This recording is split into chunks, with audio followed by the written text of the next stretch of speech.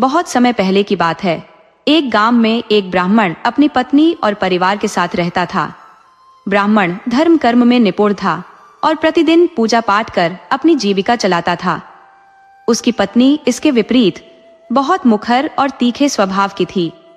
ब्राह्मण के परिवार के अन्य सदस्य भी उससे सामंजस्य नहीं बैठा पाते थे, जिससे घर में हमेशा कलह का माहौल रहता था। इस निरंतर कलह से ब्राह्मण परेशान हो गया। हालांकि वह अपनी पत्नी से प्रेम करता था, लेकिन उसने सोचा कि शांति से जीवन जीने के लिए कहीं दूर जाकर बस जाना बेहतर होगा। इस विचार के साथ वह अपनी पत्नी को साथ लेकर प्रदेश जाने के लिए निकल पड़ा। लंबी यात्रा के बाद वे एक घने जंगल में पहुंचे। यात्रा की थकान से दोनों बहुत थक चुके थे और ब्राह्मणी को बहुत प्यास लगी थी। ब्राह्मण ने उसे एक पेड़ के नीचे बैठाकर कहा, तुम यहीं आराम करो, मैं तुम्हारे लिए पानी लेकर आता हूँ। ऐसा कहकर वह जल का लोटा लेकर पानी की तलाश में निकल पड़ा। लेकिन जब तक वह पानी लेकर वापस आया, ब्राह्मणी ने प्यास से दम तोड़ दिया था। अपनी पत्नी को मृत देखकर ब्राह्मण बेहद दुखी हो गया। वह ईश्वर से प्रार्थना करने लगा, हे प्रभु, मैं अपनी पत्नी के साथ नया जीवन शुरू करने के लिए प्रदेश जा रहा था, लेकिन आपने उसे मार्ग में ही मुझसे छीन लिया। कृपया मेरी पत्नी को जीवन दान दे, नहीं तो मैं भी अपने प्राण त्याग दूंगा। ब्राह्मण का विलाप जंगल में दूर दूर तक गूंजने लगा, पर उसकी मदद के लिए वहां कोई नहीं था। संयोगवश उसी समय महादेव और पार्वती वहां से गुजर रहे थे। माता पार्वती ने ब्राह्मण की करुण पुकार सुनी और महादेव से कहा, प्रभु, कोई दुखियारा रो रहा है, हमें उसका दुख दूर करना चाहिए। इस पर महादेव ने उत्तर दिया, हे देवी, ये संसार दुखों से भरा है, सबको उनके कर्मों के अनुसार ही फल मिलता है। लेकिन माता पार्वती हट करने लगी। अंततः महादेव और पार्वती ने एक बूढ़े और बूढ़ी का वेश धारण किया और ब्राह्मण के पास पहुंचे। वहां उन्होंने ब्राह्मण से उसके दुख का कारण पूछा। ब्राह्मण ने अपने कष्टों की पूरी दास्तान सुनाते हुए कहा, मैं जल की खोज में गया था और इसी दौरान मेरी पत्नी ने प्यास से अपने प्राण त्याग दिए। यदि वह पुनर्जीवित नहीं हुई तो मैं भी अपने जीवन का अंत कर दूंगा। इसलिए मैंने भगवान से प्रार्थना की। महादेव, जो साधारण व्यक्ति के रूप में प्रकट हुए थे, बोले, ब्राह्मण, तुम्हारी पत्नी पुनर्जीवित हो सकती है, किंतु इसके लिए तुम्हें एक बड़ा त्याग करना होगा। ब्राह्मण ने तुरंत कहा, अपनी पत्नी को जीवित करने के लिए मैं हर कठिनाई सहने को तैयार हूं। महादेव ने उत्तर दिया, तुम्हें अपनी आधी आयु उसे दान करनी होगी, तभी उसका जीवन वापस आ सकता है। अपनी पत्नी के प्रति अपार प्रेम के कारण ब्राह्मण ने बिना विलंब के अपनी आधी आयु अर्पित कर दी। उसी क्षण उसकी पत्नी ने पुनः चेतना प्राप्त कर ली। दोनों ने महादेव और पार्वती को कृतज्ञता पूर्वक प्रणाम किया और अपनी यात्रा आगे बढ़ाई। कुछ समय बाद वे एक नगर के बाहरी क्षेत्र में पहुंचे। वहां ब्राह्मण ने अपनी पत्नी से कहा, तुम थक चुकी हो, यहां विश्राम करो, मैं भोजन का प्रबंध करके आता हूं। ब्राह्मण के जाते ही उसकी पत्नी ने देखा कि एक लंगड़ा युवक कुएं से पानी खींच रहा था। यद्यपि वह विकलांग था, फिर भी उसमें एक अनोखा आकर्षण था। दोनों ने मुस्कान भरी बातचीत की और परस्पर आकर्षण महसूस किया। ब्राह्मण जब भोजन लेकर लौटा तो उसने अपनी पत्नी को उस युवक के साथ वार्तालाप करते देखा। पत्नी ने कहा, यह युवक बहुत अच्छी बातें करता है, आपकी अनुपस्थिति में इसने मेरा समय बिताने में सहायता की। जब ब्राह्मण ने भोजन की बात की तो उसकी पत्नी ने कहा, यह भी भूखा है, यदि इसे भोजन देंगे तो हमें पुण्य प्राप्त होगा। ब्राह्मण ने उस युवक को भोजन के लिए आमंत्रित किया और तीनों ने मिलकर भोजन किया। भोजन के पश्चात जब वे पुनः चलने को तत्पर हुए तो ब्राह्मणी ने कहा, पूज्यवर, क्यों न इस युवक को हमारे साथ ले चले? इसके साथ बातचीत करने से मेरा अकेलापन नहीं रहेगा। जब आप कहीं जाते हैं तो मुझे डर लगता है, ये रहेगा तो मैं निश्चिंत रहूंगी। ब्राह्मण, जो अपनी पत्नी पर अटूट विश्वास करता था, यह नहीं जानता था कि उसकी पत्नी उसके प्रति छल कर रही थी। ब्राह्मण ने कहा, हमारे पास स्वयं के सामान का बोझ उठाना कठिन हो रहा है, इस लंगड़े को कैसे लेकर चलेंगे? मेरी मानो, इसे यहीं रहने दो, हम दोनों ही अपनी यात्रा जारी रखते हैं। किंतु ब्राह्मणी ने अपनी बात पर अड़िग रहते हुए कहा, इसे एक पिटारे में रख लेते हैं, ये किसी न किसी कार्य में सहायक सिद्ध होगा। अंततः ब्राह्मण ने उसकी बात मान ली और लंगड़े को एक पिटारे में रखकर अपने साथ ले चला। थोड़ी दूर चलने के पश्चात वे एक कुएं के पास रुके ताकि जल ग्रहण कर सके। जल निकालते समय ब्राह्मणी और लंगड़े ने ब्राह्मण को कुएं में धकेल दिया, यह सोचते हुए कि वह वहीं मर जाएगा। इसके पश्चात वे दोनों अपनी यात्रा पर आगे बढ़ गए। कई दिन की यात्रा के उपरांत वे नगर की सीमा पर पहुंचे, जहां लंगड़ा अब भी पिटारे में बंद था। नगर के पहरेदारों ने उन्हें रोककर पिटारे की तलाशी ली। जब लंगड़े को पिटारे में पाया गया तो उन्हें राज दरबार में प्रस्तुत किया गया। राजा ने पूछा, यह लंगड़ा तुम्हारा कौन है और इसे पिटारे में क्यों छिपा कर लाई हो? ब्राह्मणी ने उत्तर दिया, महाराज, यह मेरे पति है। पारिवारिक प्रताड़ना से तंग आकर हम अपना देश छोड़ यहाँ आ गए हैं। मेरा पति लंगड़ा होने के कारण काम नहीं कर सकता और उसके परिजनों ने हमें बहुत कष्ट दिया। कृपया हमें यहाँ रहने की अनुमति प्रदान करें। राजा ने उन्हें नगर में बसने की अनुमति दे दी और वे पति पत्नी के रूप में वहां रहने लगे। दूसरी ओर साधुओं का एक समूह उस कुएं पर जल ग्रहण करने के लिए रुका। जब उन्होंने पानी निकालने के लिए बाल्टी डाली तो ब्राह्मण ने उसे पकड़ लिया। साधुओं ने पूछा, भाई, तुम कौन हो और यहाँ कैसे आए? ब्राह्मण ने अपनी व्यथा सुनाई कि किस प्रकार उसकी पत्नी ने छल पूर्वक उसे कुएं में धकेल दिया। साधुओं ने उसकी सहायता कर उसे बाहर निकाला और भोजन कराया। स्वास्थ्य लाभ के बाद ब्राह्मण ने भी अपनी यात्रा जारी रखी और उसी नगर पहुंचा जहां उसकी पत्नी और लंगड़ा युवक रह रहे थे।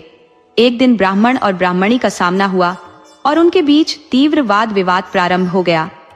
मामला राजा के दरबार तक पहुंच गया। राजा ने ब्राह्मणी से पूछा, यह व्यक्ति कौन है? ब्राह्मणी ने कहा, यह मेरे पति का शत्रु है और मुझे हानि पहुंचाने आया है। राजा ने आदेश दिया, इस व्यक्ति को मृत्युदंड दिया जाए। ये सुनकर ब्राह्मण अत्यंत व्याकुल हो उठा। उसकी आंखों से अश्रुधारा प्रवाहित होने लगी और उसने अंतर्मन से प्रार्थना की, हे परमेश्वर, मैंने जीवन में कभी किसी का अनिष्ट नहीं किया, फिर भी मेरी संगिनी ने मुझे छल क्यों दिया? राजा के निर्णय पर ब्राह्मण ने विनम्रता से निवेदन किया, महाराज, आपके निर्णय को मैं स्वीकार करता हूँ, किंतु मेरी एक अंतिम प्रार्थना है। मेरी इस पत्नी के पास कुछ उधार है, कृपया उसे मुझे दिलवा दे। राजा ने ब्राह्मणी से पूछा, क्या इस व्यक्ति का कुछ तुम्हारे पास है? ब्राह्मणी ने तत्क्षण उत्तर दिया, नहीं महाराज, मेरे पास इसका कुछ भी नहीं है, यह असत्य कह रहा है। तब ब्राह्मण ने गंभीरता से कहा, तूने मेरे जीवन के आधे क्षण चुराए हैं, इसका साक्षी यह वर्ष है। इस वर्ष से भयभीत हो जा, अन्यथा परिणाम गंभीर होंगे। ब्राह्मण की ये कठोर वाणी सुनकर ब्राह्मणी आतंकित हो गई। उसने कांपते स्वर में कहा, जो कुछ भी मैंने लिया है उसे लौटाने का मैं वचन देती हूँ। इतना कहने के बाद वह वहीं भूमि पर गिर पड़ी और प्राण त्याग दिए, क्योंकि उसकी जीवन ऊर्जा अब ब्राह्मण के साथ जा चुकी थी। गांववासियों ने राजा को समस्त घटना से अवगत कराया। उन्होंने बताया कि यह ब्राह्मण और ब्राह्मणी दंपत्ति प्रदेश में जीविकोपार्जन के लिए आए थे। ब्राह्मणी की अपने परिजनों से अनबन थी। मार्ग में उन्हें एक लंगड़ा युवक मिला। ब्राह्मणी और वह युवक परस्पर आसक्त हो गए। उन्होंने ब्राह्मण को कुएं में धकेलने का षड्यंत्र रचा और उसे मृत मानकर नगर में पति पत्नी बनकर रहने लगे।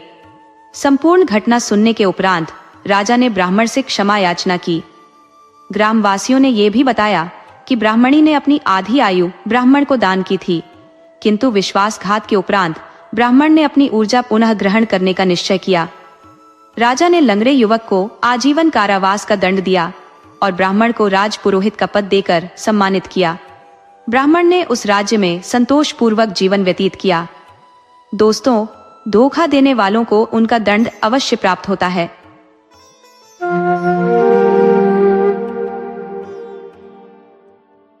एक सुदूर छोटे से गांव में रामू नामक बालक रहता था। बचपन में ही उसके अभिभावकों का निधन हो गया था, जिससे वह संसार में अकेला रह गया। वह अपने जीवन का हर दिन अकेले ही जीता। सुबह उठकर खाना बनाना, घर के कार्यों को निपटाना और फिर गांव के बाजार की ओर प्रस्थान करना उसकी दिनचर्या बन चुकी थी। बाजार में वह किसी के खेत या घर में मजदूरी कर लेता। लोग उसे दैनिक मजदूरी पर रखते थे। शाम को जब रामू घर लौटता तो दिन भर की कमाई से राशन लाकर रात का खाना बनाता और सो जाता। यह नियमित दिनचर्या अब उसके लिए बोझिल हो चुकी थी। कभी कभी तो कई दिनों तक उसे कोई काम नहीं मिलता और ऐसे में उसे भूखे ही सोना पड़ता था। वह रोज प्रभु से प्रार्थना करता, प्रभु कब तक मेरा जीवन यूं ही कठिनाई में कटेगा। रामू के घर में एक बिल्ली भी थी जो उसकी प्रार्थनाओं को रोज सुनती और उसकी दयनीय स्थिति को देखती थी। एक दिन बाजार में एक व्यापारी ने उसे कुछ दिनों के लिए अपनी दुकान पर काम दे दिया। मजदूरी तय हुई 100 रोजाना।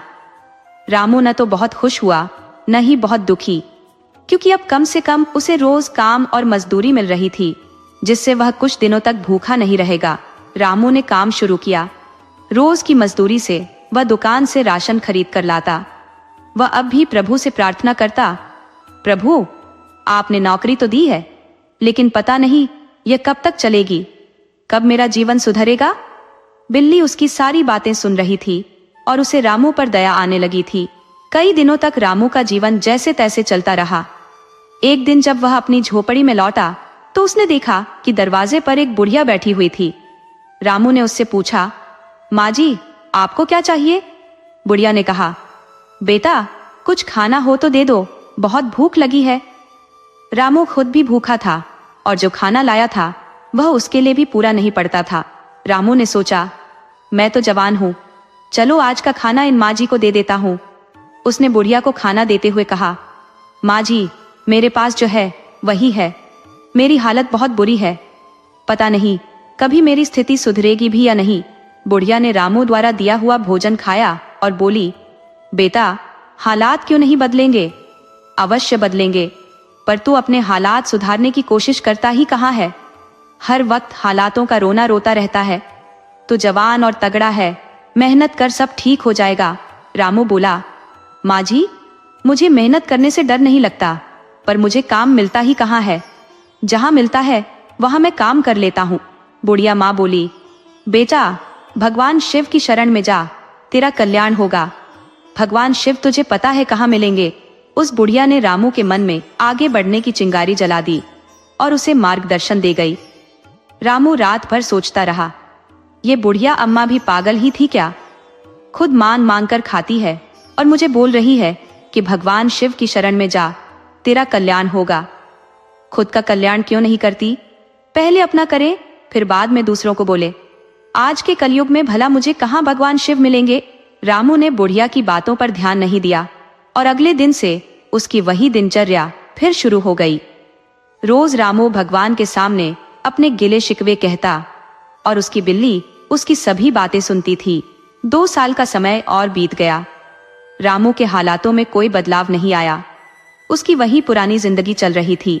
एक दिन जब रामू अपनी झोपड़ी में पहुंचा तो उसने देखा कि उसके घर के सामने एक और महिला बैठी हुई थी। रामू सोचने लगा, आज फिर कौन आ गया मेरे घर? वह महिला से पूछता है, माँ जी आप कौन है? मेरे घर कैसे आना हुआ? वह महिला बोली, बेटा तुमने मुझे पहचाना? मैं वही बुढ़िया हूँ जो कुछ साल पहले तेरे घर आई थी। सोचा तुझे देख कर आऊं कि तू भगवान शिव के दर्शन के लिए गया या नहीं, पर तेरे हालात देखकर लग रहा है कि तू भगवान शिव की शरण में गया ही नहीं। देख मैं भगवान शिव की शरण में गई थी और मेरी स्थिति कैसे बदल गई, पर तू क्यों नहीं गया बेटा? इस गांव से बाहर निकल कर देख, दुनिया में बहुत कुछ करने को है। तू सिर्फ 2 वक्त की रोटी के लिए जी रहा है, काम कर रहा है। बेवकूफ, अपनी इस दुनिया से बाहर निकल और देख कैसी है ये दुनिया। ये 2 वक्त की रोटी तो तुझे कहीं भी मिल जाएगी। जिसने पेट दिया है वह भूखा थोड़ी ही रहने देगा, पर जो घुट घुट के तो जी रहा है, तेरे यहाँ से जाने से ही यह दूर होगी। कोशिश कर यहाँ से निकलने की। अगर भगवान शिव नहीं भी तुझे मिले तो कुछ तजुर्बा तो मिलेगा। जीवन में तेरा गांव और तेरी यह कुटिया तो यहीं रहेंगी। अगर कुछ नहीं मिला तो वापस आ जाना बेटा। ये समझाकर वह बुढ़िया माई फिर चली गई, रामू को उसके हाल पर छोड़कर। बुढ़िया की बातें और उसकी सुधरी हुई हालत देखकर अब रामू को शिव के होने पर थोड़ा विश्वास होने लगा। उसने अपना घर बंद किया और कुछ कपड़े झोले में रखकर भगवान शिव की खोज में निकल पड़ा।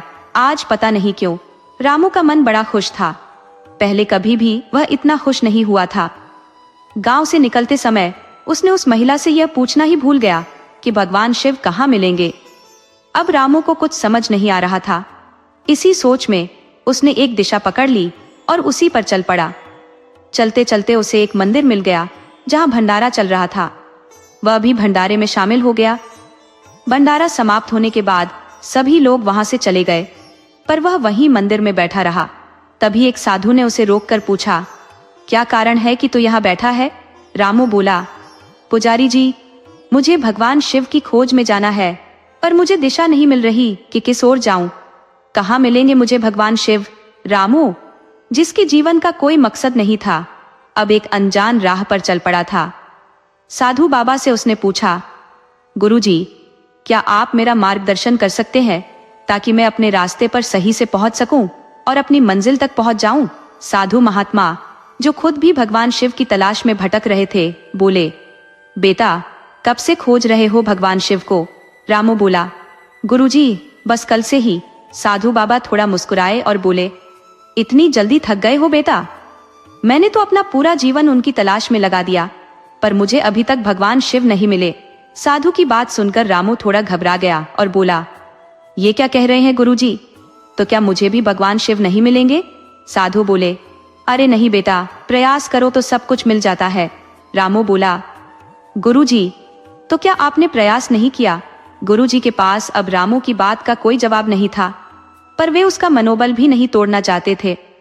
साधु बाबा बोले, बेटा, प्रयास तो हमने भी बहुत किया, लेकिन भगवान शिव को हमारे प्रयास में कोई कमी लगी होगी।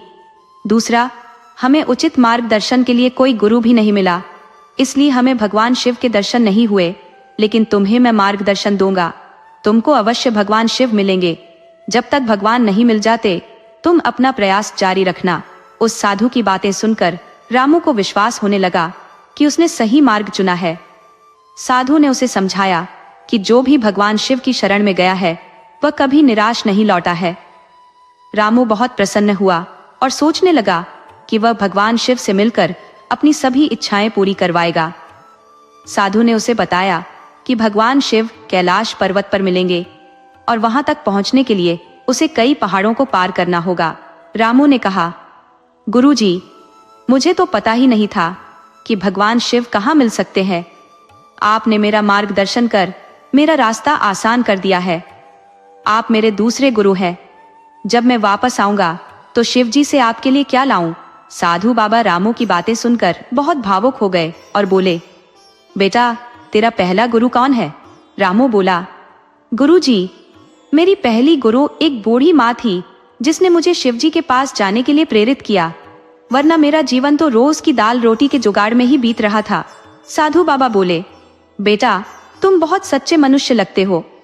अगर तुम शिवजी के निवास वाली पहाड़ी के आसपास भी पहुंच गए तो वही मेरी गुरु दक्षिणा होगी। रामू ने गुरुजी को प्रणाम किया और भगवान शिव की खोज में निकल पड़ा। उसके पास पैसे नहीं थे, वो पैदल ही चल रहा था।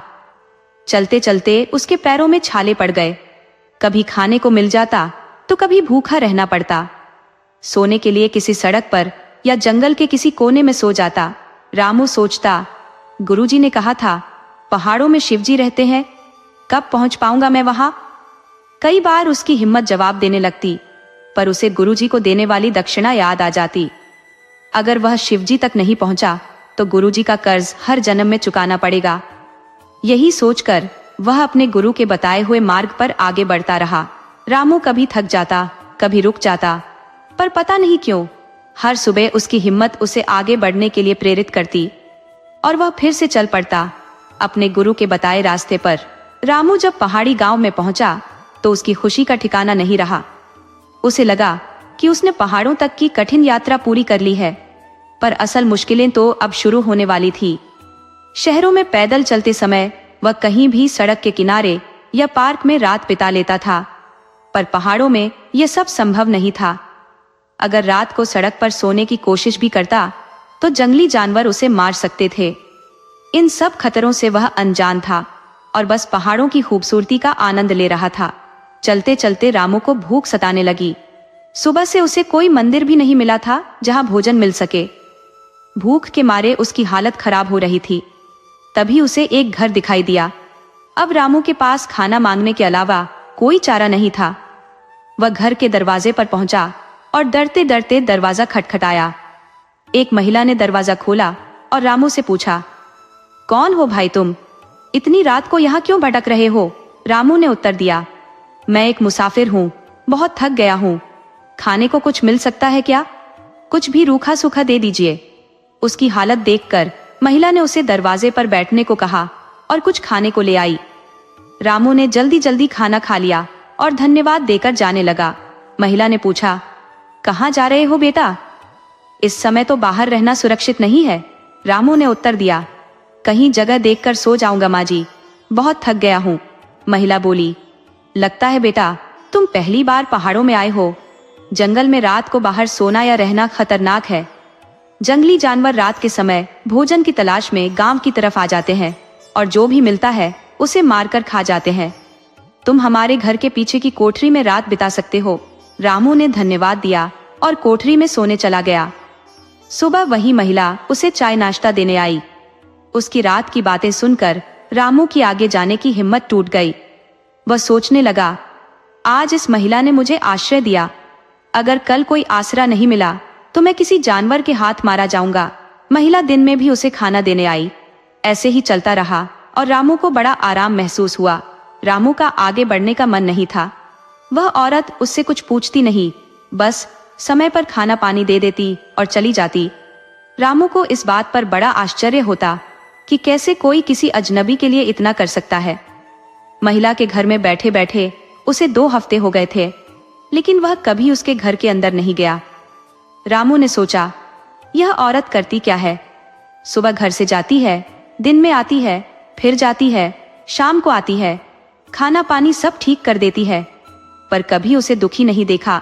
रामू ने एक दिन पूछा, माँ जी, मुझे आपके घर में इतने दिन हो गए, आपने कभी नहीं पूछा कि कब जाओगे? क्या आप घर में अकेली रहती हैं? आपका काम क्या है? माँ जी ने उत्तर दिया, बेटा, इससे मेरा भी स्वार्थ जुड़ा है। यहाँ से एक रास्ता शिव की नगरी को भी जाता है। बहुत से यात्री यहाँ से गुजरते हैं, कुछ तीर्थ यात्रा के लिए जाते हैं तो कुछ और कामों से। सबकी मदद तो नहीं कर पाती, पर जब भी किसी को जरूरत होती है मेरी कोशिश रहती है कि जितना हो सके मदद करूं। शायद मेरे इस प्रयास से कोई भगवान शिव के पास पहुंच जाए और मेरे इस छोटे से योगदान का फल मेरी अपाहिज बेटी को मिल जाए, जो न बोल सकती है न चल सकती है।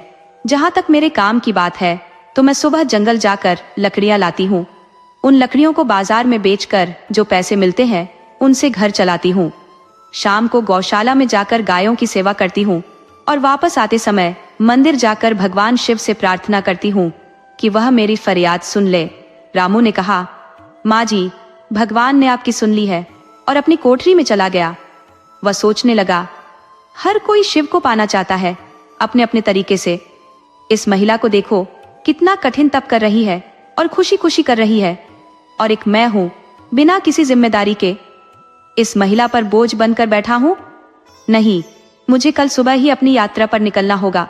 अगली सुबह रामू जल्दी उठा और माँ जी के पास जाकर बोला, माँ जी, लगता है भगवान शिव ने आपकी पुकार सुन ली है। जो यात्रा मैंने कठिनाइयों के कारण रोक दी थी वह अब फिर से शुरू करने वाला हूँ। माँ जी, आपने मेरी दृष्टि खोल दी। मैं शिव जी की तलाश में निकला था, लेकिन मार्ग की कठिनाइयों को सोचकर मैंने अपनी यात्रा स्थगित कर दी थी। आपके कष्टों को देखकर मुझे अपने कष्ट नगण्य प्रतीत हुए। माँ जी, मैं अब पुनः शिव जी की खोज में निकल रहा हूँ। महिला ने कहा, जाओ बेटा, भगवान शिव तुम्हारी यात्रा को सफल बनाए। रामू अब उत्साह से भरा अपनी मंजिल की ओर अग्रसर होने लगा। उसने उस महिला से पूछा, माँ जी, क्या मैं आपकी बेटी से मिल सकता हूँ?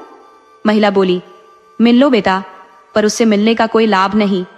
वह न बोल पाती है, न सुन पाती है, और न ही किसी को पहचानती है।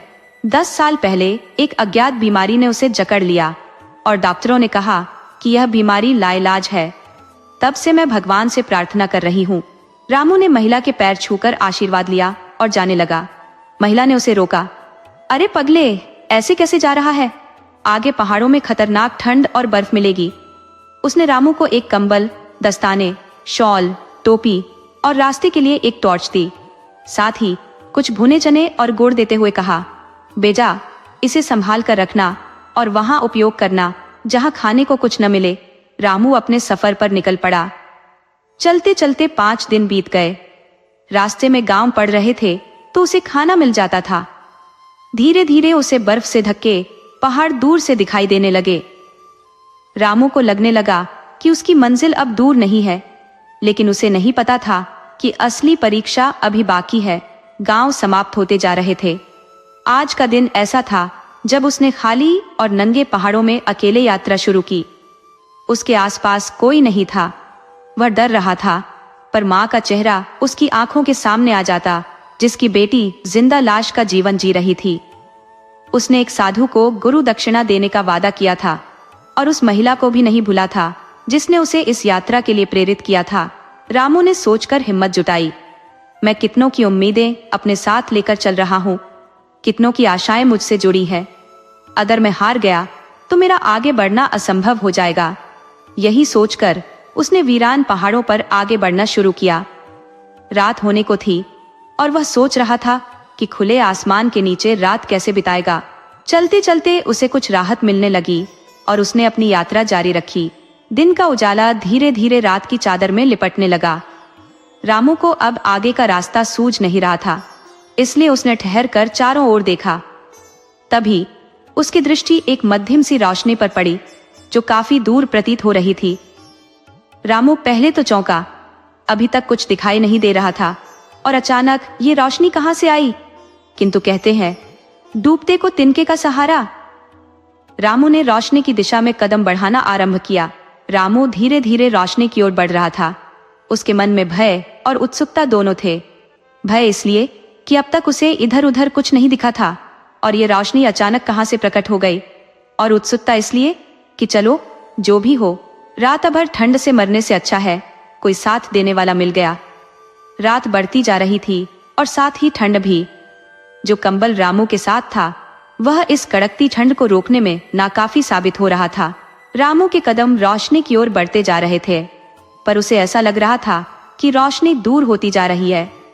काफी देर तक चलने के बाद रोशनी दिखनी बंद हो गई और रामू के पैर भी जवाब दे गए। गहरे अंधकार के कारण उसे रास्ता नहीं सूझ रहा था, इसलिए वह एक पत्थर की आड़ लेकर बैठ गया।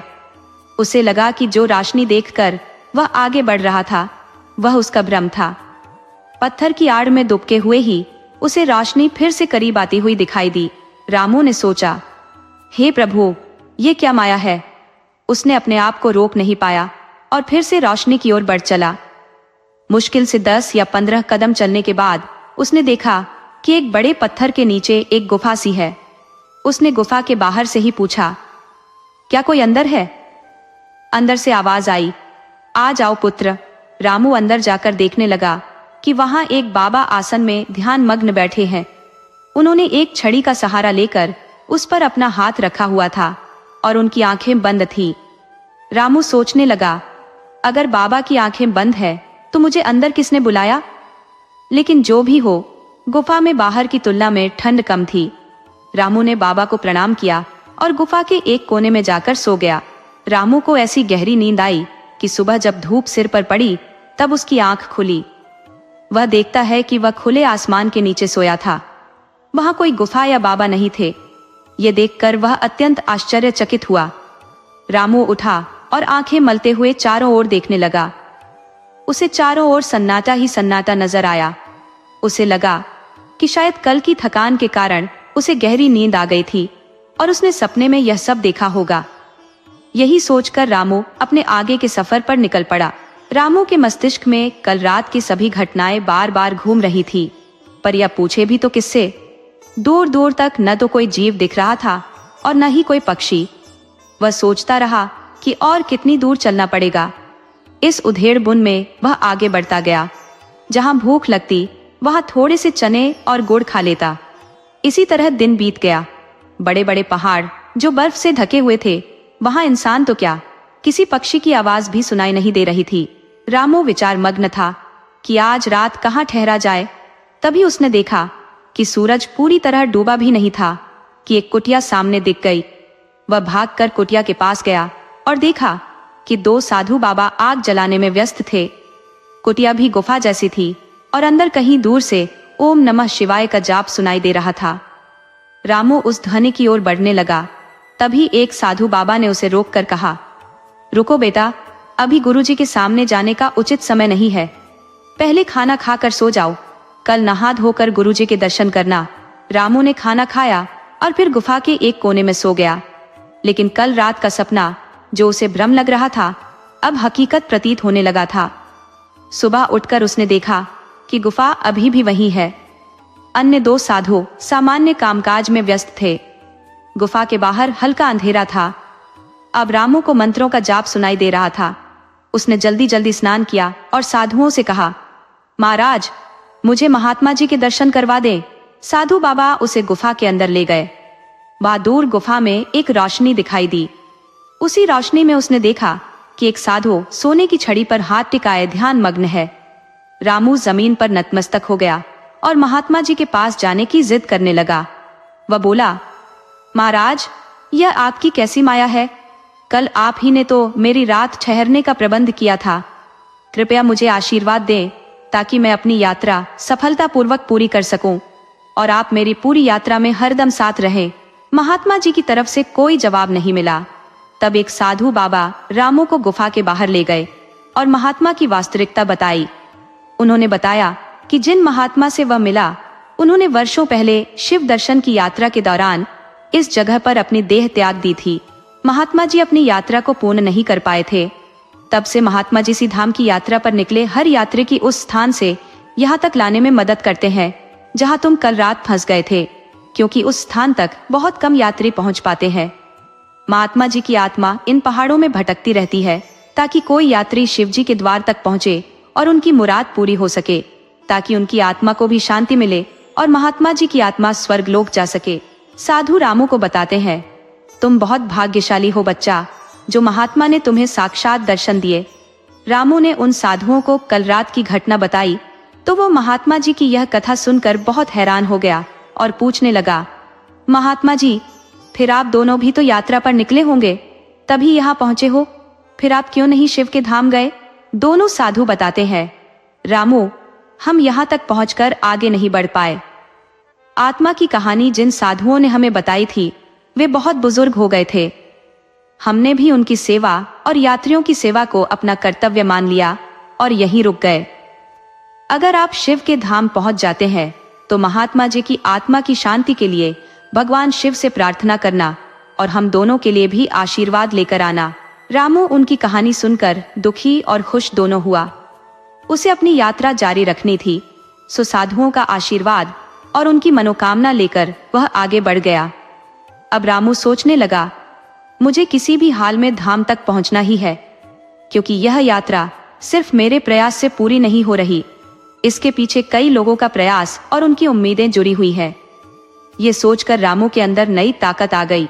रामू की यात्रा बड़े कष्टों से जारी थी।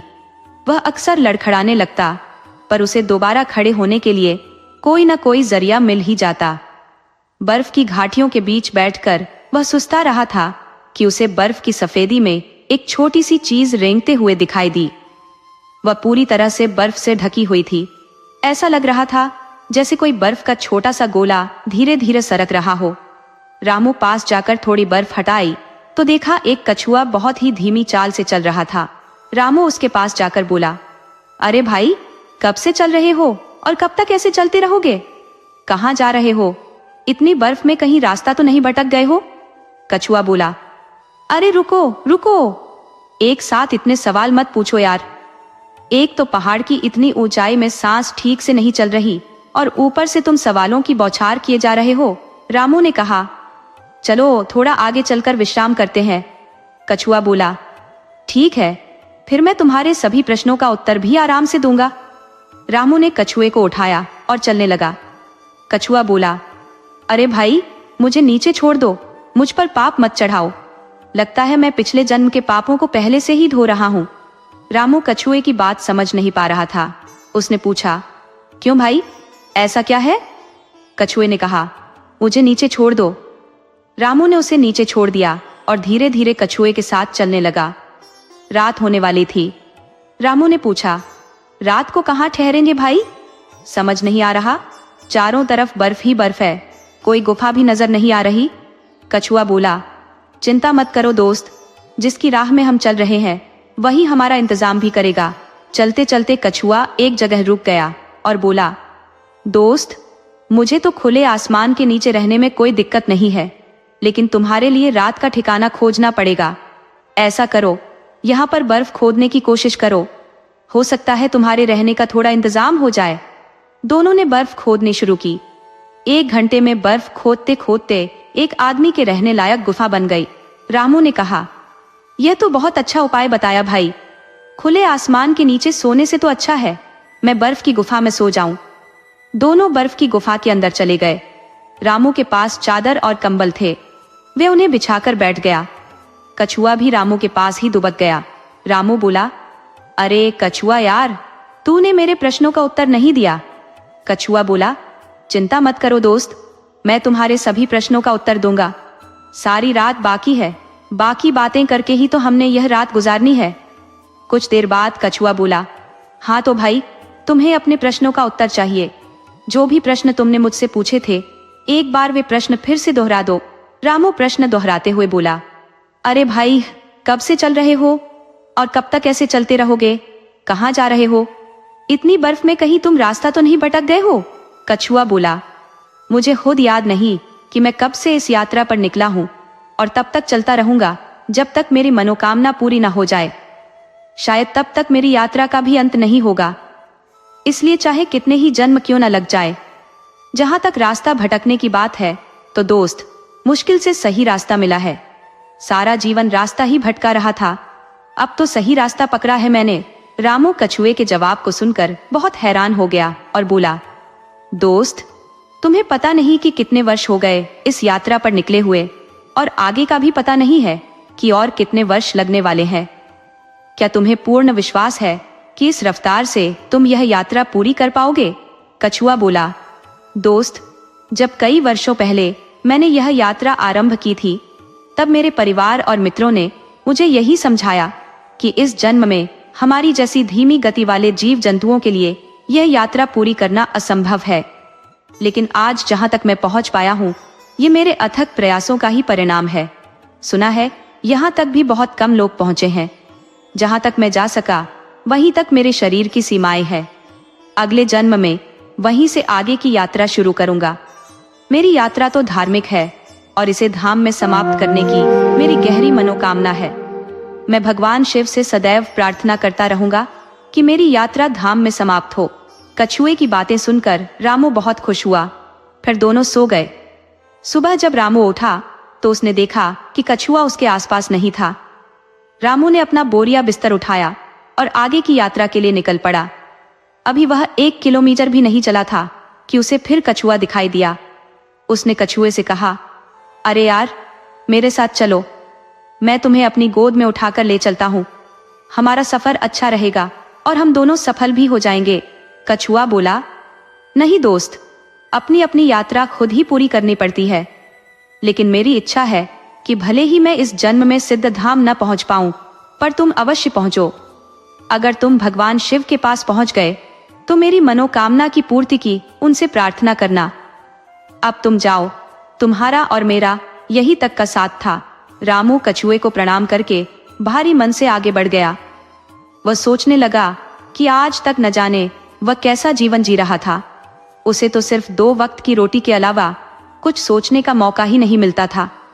और इस कछुए को देखो, भगवान की भक्ति में कितना लीन है। उसे पता भी नहीं है कि इस जन्म में भगवान से मुलाकात होगी या नहीं, फिर भी वह बिना किसी फल की चिंता किए अपने कार्य में लगा हुआ है।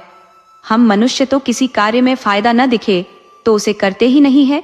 रामू अब उस बूढ़ी अम्मा को याद करने लगा जिसने उसे यह मकसद दिया था, वरना उसका तो जीवन सिर्फ 2 वक्त की रोटी कमाने और खाने में ही बीत जाना था। खैर, सुबह से चलते चलते जहां पर उसे शाम हो जाती, वहां अंधेरा होने से पहले अपने लिए एक बर्फ की गुफा बना लेता। पहले उसे रात के समय खुले आसमान में सोने की जो चिंता होती थी, वह एक छोटे से कछुए के कारण दूर हो गई थी। अब रामू को अपनी यात्रा में कोई अवरोध नहीं प्रतीत हो रहा था। इसी तरह 10-15 दिन और चलते चलते एक दिन उसे दूर से एक पताका दिखी। रामू को लगा कि उसकी यात्रा शीघ्र पूरी होने वाली है। जैसे जैसे वह पताका के निकट पहुंचा, उसे ऐसा प्रतीत हुआ जैसे वह उड़ता हुआ उस विशाल पर्वत के समक्ष पहुंच गया हो। 7-8 महीनों के अथक प्रयासों के बाद वह वहां पहुंच सका, परंतु वहां पहुंचने पर उसे लगा मानो उसने कल ही यात्रा शुरू की हो। वहां उसने भगवान शिव को कहीं नहीं देखा, परंतु एक विशालकाय शिवलिंग दिखा जिस पर ताजगी से बेलपत्र और दूध चढ़ाया गया था।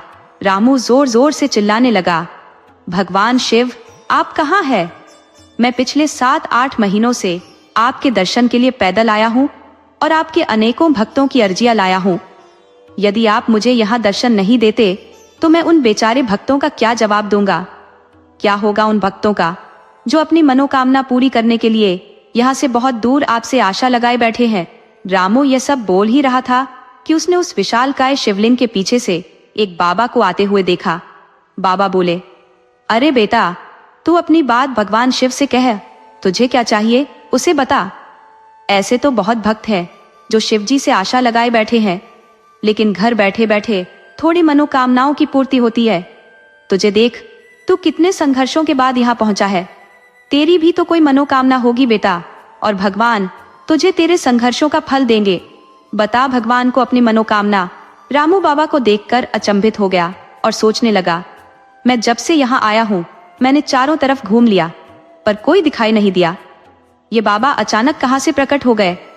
रामू बोला, बाबा आप कौन हैं और अभी अभी कहाँ से प्रकट हो गए हैं? आप अकेले रहते हैं?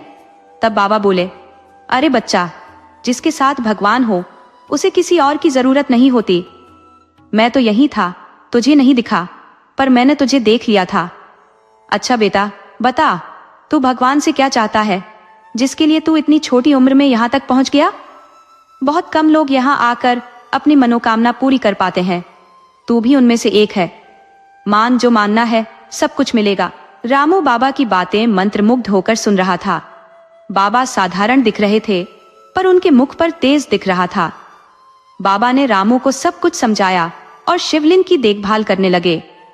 रामू उनके पीछे पीछे चलते हुए बोला, बाबा जी, जब मैंने यात्रा शुरू की थी तब मन में अपने लिए बहुत कुछ मांगने की इच्छा थी, लेकिन अब यहाँ तक पहुँचने के बाद मेरी मनोकामना पूरी हो गई है। भगवान ने मेरी शिवधाम की यात्रा पूरी करवाकर मुझे मालामाल कर दिया है। मुझे अपने लिए कुछ नहीं चाहिए। बाबा, यहाँ आकर जो मुझे मिला है वह सब कुछ है, परंतु मैं भगवान शिव के पास अपने बहुत से दोस्तों की अर्जियां लेकर आया हूँ। यदि भगवान मुझे देख लेते तो मैं उन दोस्तों की अर्जियां भगवान के समक्ष रखता और उनकी मनोकामनाओं की पूर्ति के लिए प्रार्थना करता।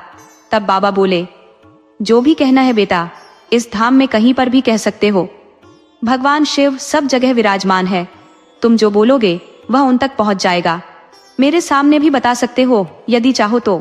रामू बोला, बाबा, सबसे पहले उस बुढ़िया का उद्धार कर दें जिसने मुझे आपके धाम आने के लिए प्रेरित किया, वरना मेरा जीवन तो सिर्फ 2 वक्त की रोटी कमाने में बीत जाता। दूसरा, उन साधु महात्माओं का उद्धार करें जिन्होंने मुझे आपके धाम आने का सही रास्ता दिखाया, वरना मैं गलत दिशा में बढ़ रहा था। मैं पहली बार अपने गांव से बाहर आया था और दिशाहीन था। मंदिर में शिव भगवान की स्तुति में बैठे उन साधु महात्माओं ने मेरी यात्रा को दिशा दी। तीसरा, उन माताजी की सारी इच्छाएं पूरी कर दे जिन्होंने इस यात्रा को पूरा करने का मकसद जगाया, वरना एक समय ऐसा भी आया था कि मैंने अपने मकसद से भटक गया था, लेकिन वह माताजी मेरी प्रेरणा स्रोत बनी और मेरी यात्रा को पुनः सही मार्ग पर लाई।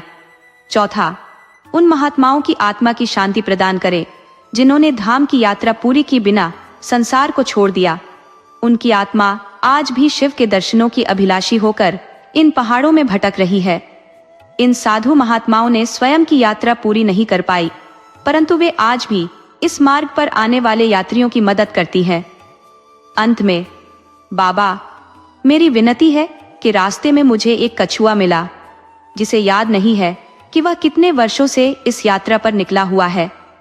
उसकी भी यात्रा पूरी हो जाए। भगवान उस कछुए के लिए कुछ ऐसा करें कि वह शीघ्र ही इस जीवन में धाम पहुंच जाए। उस कछुए के उत्साह ने मुझे बहुत प्रेरित किया कि यदि एक छोटा सा जीव होकर उसका साहस इतना बड़ा है और वह बिना फल की चिंता किए अपनी तपस्या में रत है, तो हम तो बहुत सक्षम है। रामू की बातों से बाबा बहुत प्रभावित हुए और बोले, यह सब तो ठीक है बच्चा, लेकिन तूने अपने लिए तो कुछ मांगा ही नहीं, अपने लिए भी कुछ मांग ले भगवान से। रामू बोला, यदि भगवान इन सब की मनोकामनाएं पूरी कर देते हैं तो मैं समझूंगा कि मेरी मनोकामना पूरी हो गई। ये सब कहकर रामू मोहित स्थान पर बैठकर शिवलिंग की तरफ हाथ जोड़कर ध्यान मग्न हो गया। थोड़ी देर बाद उसने आंखें खोली तो बाबा कहीं दिखाई नहीं दिए। उसने सोचा शायद बाबा अपने काम में व्यस्त होंगे। रात हो गई और रामू उस विशालकाय पर्वत के अंदर अपनी गुफा के एक कोने में बैठकर शिव को ध्यान में मग्न हो गया। उसे कब नींद आ गई पता ही नहीं चला। उसने नींद में देखा कि वही बाबा जो सुबह मिले थे वे भगवान के रूप में दिख रहे हैं और कह रही हैं, बच्चा, मैंने तेरी सारी मनोकामनाएं पूरी कर दी है, तू मन का बहुत सच्चा है। ऐसे मनुष्य आज के युग में मिलना दुर्लभ है जो दूसरों के लिए इतना सोचते हैं। वापसी के समय तुझे रास्ते में वह कछुआ फिर मिलेगा। उसे कहना कि वह अपना कवच उतार कर तुझे दे दे, क्योंकि उसका कवच बहुत भारी है जिसके कारण वह चल नहीं पा रहा। कवच उतारते ही वह तुरंत यहाँ पहुंच जाएगा। गुफा में जो बाबा सोने की छड़ी में अपना हाथ टिकाकर समाधि में बैठे हैं, उनके हाथ के नीचे से सोने की छड़ी हटा देना, क्योंकि समाधि लेते समय भी उनका मन माया से नहीं हटा। यही माया उन्हें मेरे पास आने से रोक रही है। सोने की छड़ी हटाते ही देखना उनकी आत्मा को कैसे शिवधाम के दर्शन होते हैं। इसके अलावा बेटा, तुम्हारी जो भी इच्छा हो मैं तुम्हें वचन देता हूँ कि वे पूरी हो जाएगी। रामू सपने में ही कछुए के पास जाकर उसका कवच मांग लेता है और गुफा से महात्मा जी की सोने की छड़ी उनके हाथ के नीचे से हटा देता है। रामू सपने में यह सब काम करता है और उसे पता ही नहीं चलता कि कब सुबह हो गई। आंख खोलने पर वह देखता है कि कछुआ शिवलिंग के चक्कर काट रहा है, लेकिन उसकी पीठ पर कवच नहीं है। वह रामू को देखकर आशीर्वाद देता है और फिर अंतर्ध्यान हो जाता है। रामू देखता है कि उसके सामान के साथ महात्मा जी की सोने की छड़ी और कछुए का कवच भी पड़ा है। वह छड़ी और कवच शिवलिंग के चरणों में छोड़ देता है और बाबा को बहुत खोजता है, पर वे उसे फिर नहीं मिलते। रामू समझ जाता है कि यह सब भगवान शिव की लीला है और उसे बाबा के रूप में भोलेनाथ के दर्शन प्राप्त करने का सौभाग्य मिला है। वह इसे अपनी यादों में समेटकर विदा लेता है और वापस चल पड़ता है। रास्ते में उसे वे दोनों साधु मिलते हैं जो धाम की यात्रा में जाते हुए मिले थे और गुफा में महात्मा जी की सेवा कर रहे थे। उन्होंने रामू को बहुत आशीर्वाद दिया। रास्ते में रामू ने देखा कि सोने की छड़ी और कछुए का कवच जो उसने शिवलिंग पर चढ़ाया था उसके बैग में है। वह भगवान की लीला को समझ जाता है। अब रामू पूरे रास्ते चलता है और उसे कोई गुफा नहीं दिखाई देती। 30-35 दिनों के सफर के बाद जब वह उस अपाहिज लड़की के घर पहुंचता है तो देखता है कि लड़की बिल्कुल ठीक हो गई है। रामू को वापस देखकर बूढ़ी अम्मा और उनकी बेटी बहुत प्रसन्न हुए। रामू ने सोने की छड़ी माताजी को देते हुए कहा, माँ जी, इसका मैं क्या करूंगा? आप इसे बेच दें और अपनी बेटी के लिए गहने बनवाइए और किसी अच्छे लड़के से उसकी शादी कर दीजिए। पूरी माताजी ने रामू से कहा, बेटा, क्या तुम मेरी बेटी से शादी करोगे? रामू ने उत्तर दिया, ठीक है माँ जी, यदि आप चाहती हैं कि मैं आपकी बेटी से शादी करूं तो मुझे कोई आपत्ति नहीं है। बूढ़ी माताजी ने सोने की छड़ी न लेकर रामू से अपनी बेटी की शादी करवा दी और अपने कर्तव्यों से मुक्त हो गई। फिर वह स्वयं भक्ति में लीन हो गई। रामू अपनी पत्नी के साथ लौटते समय उस मंदिर में भी गया जहां से साधु महात्मा ने उसे सीधाम जाने का सही रास्ता बताया था। जब उसने साधुओं के बारे में पूछा तो पता चला कि साधु महात्मा स्वर्ग सिधार गए। रामू ने मन ही मन भगवान शिव को धन्यवाद दिया कि उन्होंने उसकी सारी मनोकामनाएं पूरी की। जब वह अपनी पत्नी के साथ अपनी झोपड़ी में पहुंचा तो देखा कि उसकी झोपड़ी की जगह एक शानदार मकान बन गया था। पहले तो उसे लगा कि किसी ने उसकी झोपड़ी पर कब्जा कर लिया है, लेकिन बाद में उसे समझ में आया कि यह भगवान की कृपा है। तभी रामू को पीछे से किसी ने आवाज दी। यह आवाज उसी बूढ़ी औरत की थी जिसने उसे धाम यात्रा करने के लिए प्रेरित किया था। वह बोली, बेटा, पास के मंदिर से साधु महात्मा आए थे तुम्हें खोजते हुए। वे तुमसे बहुत प्रभावित थे और उन्होंने कहा था कि तुम्हारी यात्रा जरूर पूरी होगी। जब तुम वापस आओगे तो एक पोटली तुम्हें दे दी जाए। रामू ने पोटली खोलकर देखी तो उसमें बहुत सारा धन था। उस धन से उस बूढ़ी औरत ने रामू की झोपड़ी की जगह एक शानदार मकान बनवा दिया और बचे हुए धन को अंदर रख दिया। रामू ने उस बूढ़ी औरत के चरणों में झुककर धन्यवाद दिया और कहा, माँ जी, आपकी प्रेरणा ने मेरा पूरा जीवन बदल दिया। अब आप मेरे साथ मेरे घर में रहिए। जब बूढ़ी महिला ने कछुए का कवच थैले से बाहर निकाला तो उसमें से हीरे गिरने लगे।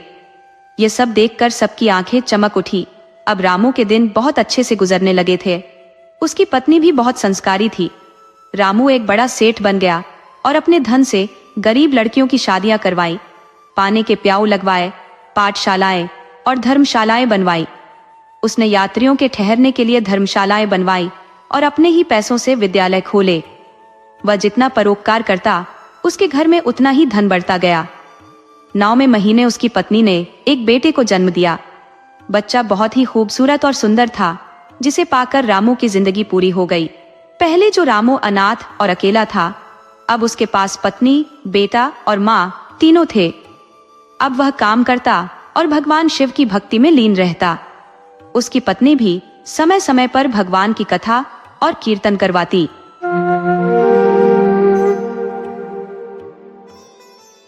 एक ग्राम में 7 भाई अपने वृद्ध माता पिता और एक बहन संग निवास करते थे। 7 भाइयों का विवाह संपन्न हो चुका था और वे परस्पर सहयोग और सौहार्द्रता से जीवन व्यतीत करते थे। इन भाइयों में सबसे छोटा भाई था, जिसकी पत्नी असाधारण रूप से सुंदर और प्रज्ञावान थी। वह प्रतिदिन निष्ठापूर्वक पूजा अर्चना में समय व्यतीत करती और ईश्वर के प्रति उसकी गहरी आस्था थी। उसकी इस भक्ति से उसकी छाहों जेठानियों में ईर्ष्या उत्पन्न होती और वे सास ससुर को भी उसके विरुद्ध भड़काने में लगी रहती थी। बड़े 6 भाई कृषि कार्य में संलग्न रहते, जबकि छोटा भाई एक साहूकार के यहाँ नौकरी करता था। जब बड़े भाई खेतों में परिश्रम करते तो उनकी पत्नियों को भी उनके साथ श्रम करना पड़ता, किंतु छोटे भाई की पत्नी को खेतों में जाने की आवश्यकता नहीं होती थी, क्योंकि उसका पति नौकरी करता था। अतः वह घर में भोजन तैयार करने और अन्य घरेलू कार्यों में व्यस्त रहती। इस बात से भी उसकी जेठानियां कुढ़ती थी, क्योंकि उन्हें लगता था कि वह आरामदायक जीवन व्यतीत कर रही है, जबकि वे कठिन श्रम करने को बाध्य है। इस कारण वे उसे प्रताड़ित करने हेतु नई नई साजिशें रचती रहती। एक दिन जैसे ही सूर्यास्त हुआ, छोटा भाई अपनी नौकरी से लौट आया और बाकी 6 भाई भी खेतों से घर लौटे। स्नान ध्यान के उपरांत सभी भाई एकत्र होकर भोजन करने बैठे। उनके माता पिता और बहन भी भोजन में सम्मिलित हुए। भोजन के बाद भाइयों की पत्नियां भोजन करने बैठी।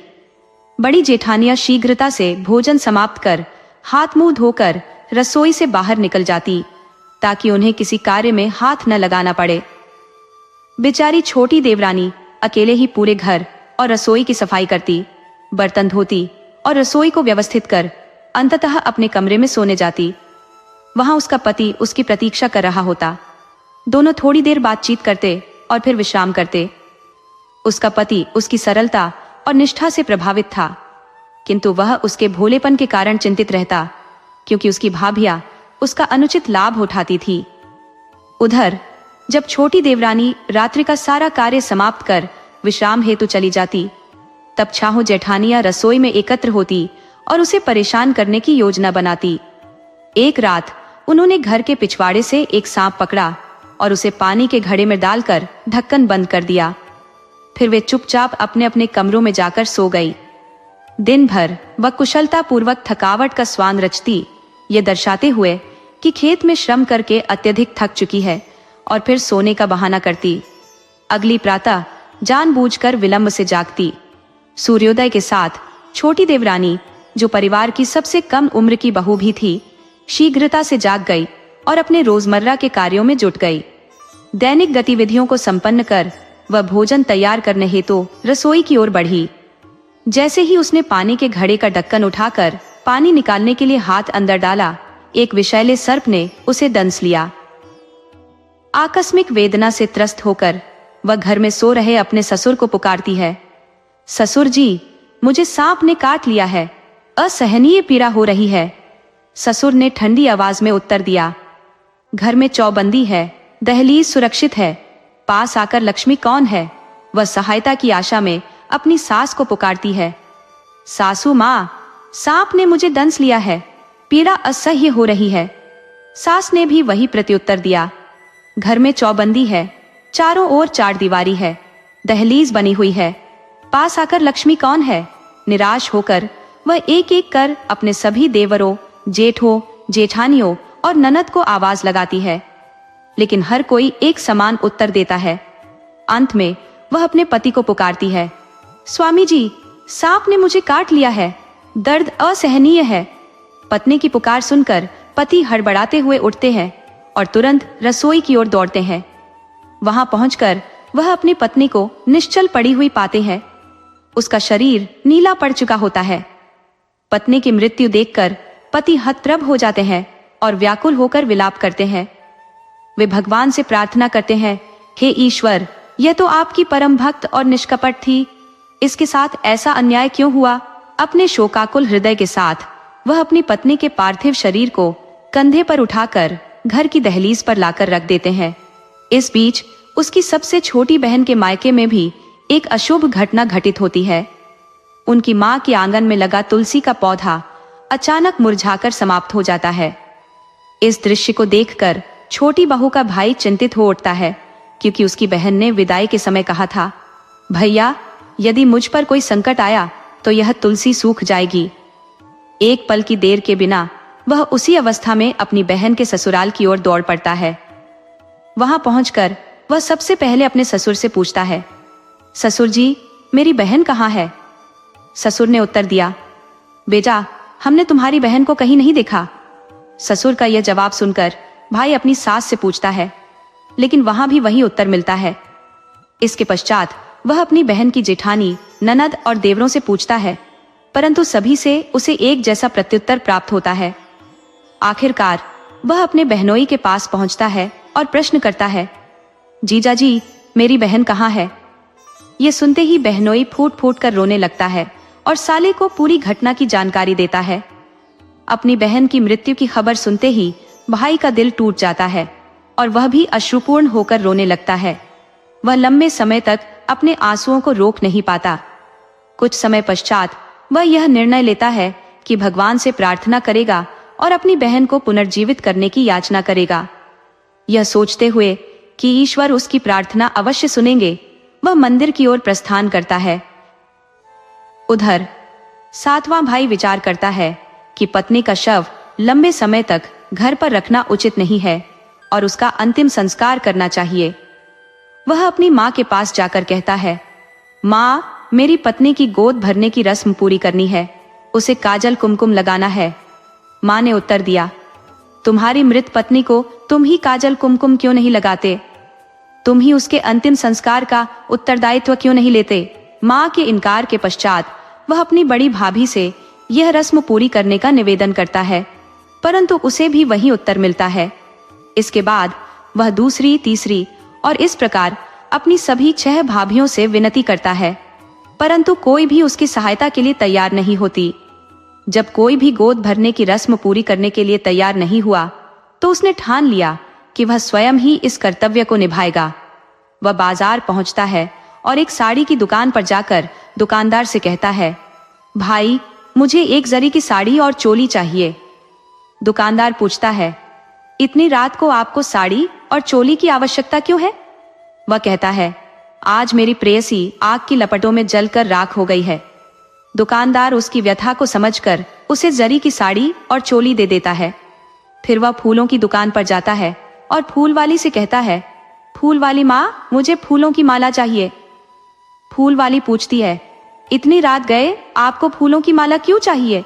वह कहता है, आज मेरी प्रियतमा की बग्घी राख में तब्दील हो गई है। फूल वाली उसकी व्यथा को भांपकर उसे माला दे देती है। आखिर में वह पड़ोसन के पास जाता है और निवेदन करता है, पड़ोसन भाभी, मुझे काजल और कुमकुम दीजिए। पड़ोसिन ने पूछा, इतनी रात को आपको साज सज्जा की आवश्यकता क्यों पड़ गई? वह बोला, आज मेरी प्रियतमा प्रेम की अग्नि में समर्पित हो गई है। ये सुनते ही पड़ोसिन ने तुरंत उसे काजल और कुमकुम दे दिया। सारा सामान लेकर वह घर लौटा। उसने अपनी पत्नी के शव को नई साड़ी और चोली पहनाई, उसके बालों में फूलों की माला सजाई और काजल कुमकुम से उसका श्रृंगार किया। इसके बाद वह अपने पिता से बोला, पिताजी, मेरी पत्नी की चिता तैयार कर दीजिए। पिता ने कहा, यह तुम्हारी पत्नी है, तुम ही उसकी चिता सजाओ।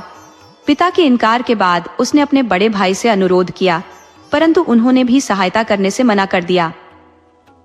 वह एक एक करके सभी भाइयों के पास गया, लेकिन हर किसी ने इनकार कर दिया।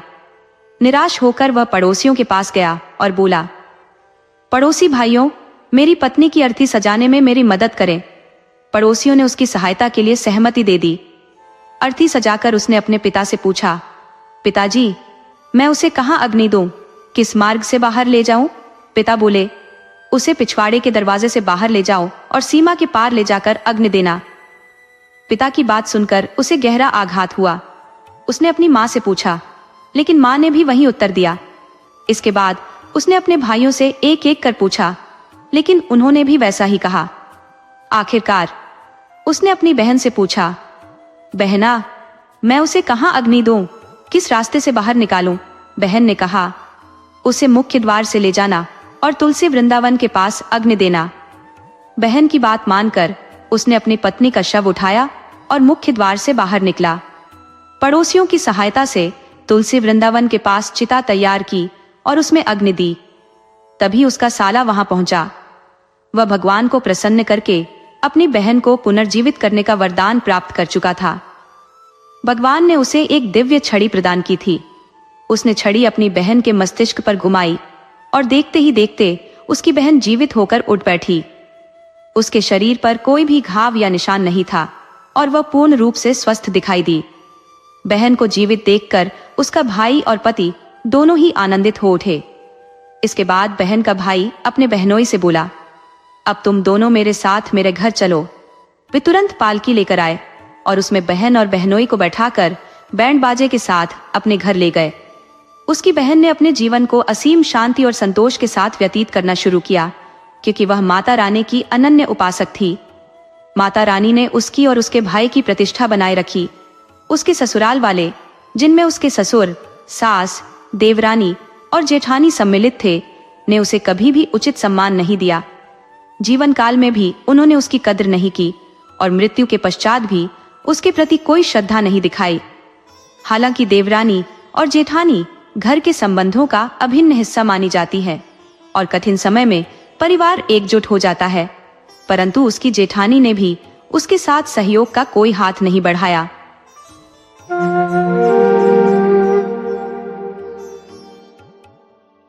दोस्तों, आज हम आपके समक्ष एक निर्धन स्त्री की अत्यंत हृदय विदारक गाथा प्रस्तुत करने जा रहे हैं। यदि आप हमारे चैनल पर नए हैं तो कृपया हमारे चैनल को लाइक करें, सब्सक्राइब करें और अपने मित्रों के साथ साझा अवश्य करें। पार्वती एक दीन परिवार की इकलौती संतान थी। उसके माता पिता बेहद अभावग्रस्त जीवन जीते थे, लेकिन उन्होंने पार्वती को अथाह प्रेम और ममता से पाला था। पार्वती न केवल अप्रतिम सुंदरता की धनी थी, बल्कि उसके चरित्र और व्यवहार में भी गहराई थी। वह अपने माता पिता के साथ एक छोटे से गांव में रहती थी, जहां राजा हुकुम सिंह का शासन था। एक दिन जब पार्वती नदी किनारे कपड़े धो रही थी, उसी समय राजा हुकुम सिंह वहां से गुजर रहे थे। राजा, जो अब तक अविवाहित थे, पार्वती पर एक नजर डालते ही उसकी सुंदरता पर मोहित हो गए। वह उससे बातचीत करने के लिए उसके पास गए, लेकिन पार्वती घबराकर अपने घर के अंदर भाग गई। राजा की पुकार सुनकर पार्वती के पिता बाहर आए। राजा को अपने द्वार पर देखकर वह स्तब्ध रह गए और हाथ जोड़कर विनम्रता पूर्वक बोले, महाराज, आपके आगमन का क्या कारण है? क्या मुझसे कोई भूल हो गई? गरीब पिता राजा के सामने भयभीत और चिंतित थे। राजा हुकुम सिंह ने शांत स्वर में कहा, ऐसा कुछ नहीं है। तब पार्वती के पिता ने झुककर निवेदन किया, आपका क्या आदेश है महाराज? राजा ने कहा, तुम्हारी बेटी ने मेरा मन मोह लिया है, मैं उससे विवाह करना चाहता हूँ। पार्वती के पिता, जो गरीब और असहाय थे, राजा के इस प्रस्ताव को कैसे नकार सकते थे? वह प्रसन्न भी थे कि उनकी बेटी अब रानी बन जाएगी और राजसी वैभव का जीवन जिएगी। उन्होंने सिर झुकाकर इस प्रस्ताव को स्वीकार कर लिया। राजा हुकुम सिंह ने भव्य विवाह समारोह का आयोजन करवाया और पार्वती उनकी रानी बनकर राजमहल में आ गई। समय बीतते बीतते उसे एक पुत्र की प्राप्ति हुई। विवाह के 5 वर्ष बड़े ही सुखद बीते। 6 वर्ष बाद राजा का ध्यान धीरे धीरे पार्वती से हटने लगा। उन्हें एक और स्त्री मिली जो उनकी नजरों में पार्वती से भी अधिक आकर्षक थी। बिना किसी गंभीर विचार के राजा ने उससे विवाह कर लिया और उसे महल में ले आए। नई रानी के आगमन के बाद महल में कलह शुरू हो गई। नई रानी ने पार्वती को तुच्छ समझने और अपमानित करने में कोई कसर नहीं छोड़ी। राजा भी पार्वती से विमुख हो गए और उसके प्रति उदासीन रहने लगे। पार्वती, जो पहले ही अपने दुखों से व्यथित थी, अब नई रानी की प्रताड़ना से और अधिक टूट गई। वह अपनी पीड़ा किसी से भी खुलकर साझा नहीं कर पाती थी। ये कहानी न केवल एक स्त्री के संघर्ष की कथा है, बल्कि यह सामाजिक संरचना और मानवीय संवेदनाओं के उतार चढ़ाव को भी दर्शाती है। एक दिन नई रानी ने पार्वती को महल से बाहर कर दिया। राजा ने उनके पुत्र को अपने पास रोक लिया और पार्वती को विवश होकर महल छोड़ना पड़ा। बेचारी पार्वती के पास कोई और विकल्प न था, इसलिए वह अपने पिता के घर लौट गई। वहां उसने अपने हृदय की पीड़ा अपने माता पिता के साथ साझा की। पार्वती की दुर्दशा सुनकर उनके माता पिता अत्यधिक व्यथित हो गए और उनकी चिंता और बढ़ गई। वे एक साधारण और निर्धन परिवार से थे। इस कारण राजा के विरुद्ध खड़े होने की उनकी क्षमता नहीं थी। उनके पास न तो संसाधन थे और न ही कोई उपाय। धीरे धीरे पार्वती की इस दयनीय दशा का प्रभाव उनके माता पिता पर भी पड़ने लगा। उनकी चिंता ने उन्हें बीमार कर दिया। उनकी आयु भी साथ नहीं दे रही थी। पार्वती की मां को श्वास संबंधी समस्या होने लगी, जो दिनों दिन गंभीर होती गई। कुछ ही समय बाद उनकी मां ने संसार त्याग दिया। इस घटना ने पार्वती के पिता को अंदर तक झकझोर दिया। पत्नी की मृत्यु और बेटी की अनिश्चित जीवन स्थिति ने उन्हें मानसिक और शारीरिक रूप से कमजोर कर दिया। अधिक दिनों तक यह भार सहन न कर पाने के कारण उन्होंने भी संसार को अलविदा कह दिया। अब पार्वती बिल्कुल अकेली पड़ गई। कई महीनों तक वह अपने घर में एकाकी जीवन बिताती रही। उसे किसी के सहारे की आवश्यकता थी, लेकिन अपनी व्यथा व्यक्त करने में वह अक्षम थी। एक व्यापारी, जो पहले भी उनके घर आता जाता था, अब पार्वती के माता पिता के गुजर जाने के बाद अधिक बार आने लगा। उसने पार्वती के प्रति सहानुभूति जताई और उसका ध्यान रखने का प्रयास किया। धीरे धीरे पार्वती का विश्वास उस पर बढ़ गया। एक दिन व्यापारी ने पार्वती से विवाह का प्रस्ताव रखा। सहारे की आवश्यकता के कारण पार्वती ने यह प्रस्ताव स्वीकार कर लिया। विवाह के बाद दोनों पति पत्नी की भांति जीवन जीने लगे। व्यापारी ऊंटों के व्यापार में संलग्न था और अक्सर मेलों में जाया करता था। एक दिन उसने पार्वती से कहा कि वह भी मेले में साथ चले, क्योंकि वह हमेशा घर में ही रहती थी। पार्वती ने मेले में जाने का निर्णय लिया। मेले में व्यापारी ने पहले पार्वती को विभिन्न स्थानों पर घुमाया।